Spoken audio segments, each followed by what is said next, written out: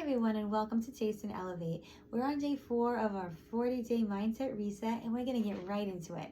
Tonight, we're going to kick out the mindset of dissatisfaction, having a dissatisfied spirit.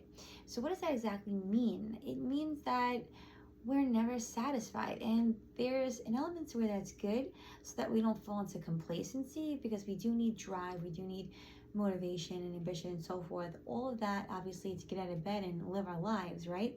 I'm not talking about that kind of dissatisfaction. I'm talking about this dissatisfaction where we're never full enough. There's always something better, there's always something more that we need to run after and chase after.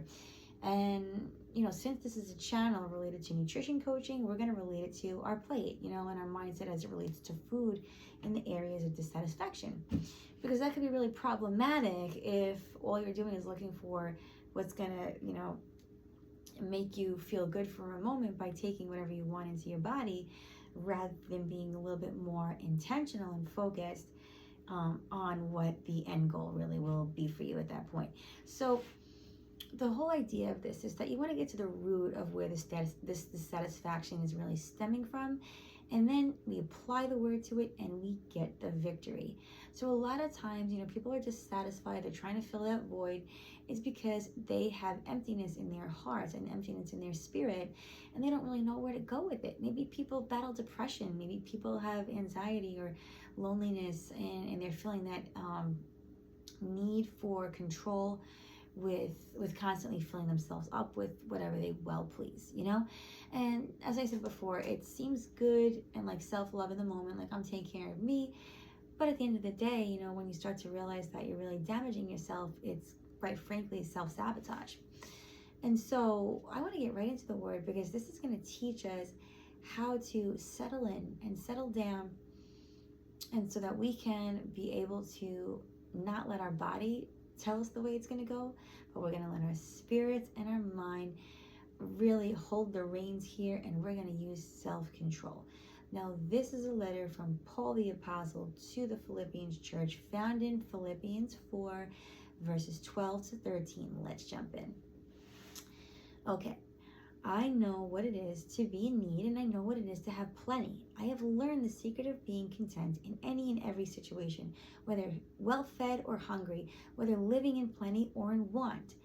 Here's the power punch. I can do all things through Christ who gives me strength. So it's not our power, because out of our own way, we are going to want to, do whatever we want and, eat whatever we please whenever we want to. That's our natural inclination.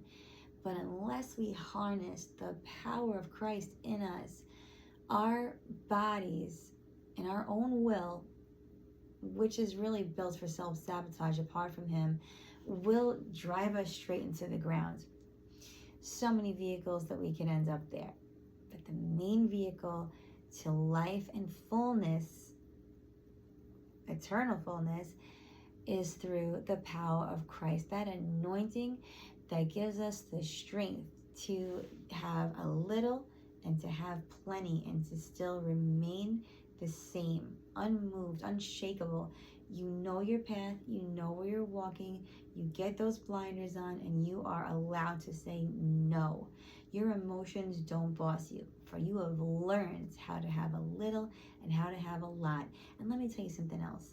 Because of our minds are so creative, we have the ability to choose how we're seeing something. It really all boils down to the perspective. It all boils down to the perspective. When you think in momentary satisfaction, that's how long it's going to last.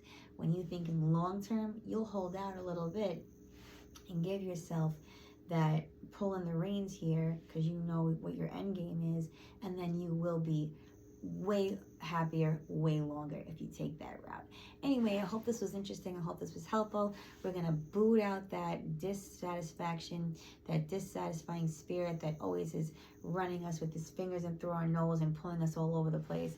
So we always have to just bow down to whatever our emotions are telling us. No, we're stronger than that. Why? Because we have the power of Christ in us. Okay, stay strong in the Lord. That's Philippians 4, 12, and 13. All right, have an awesome night. Love you.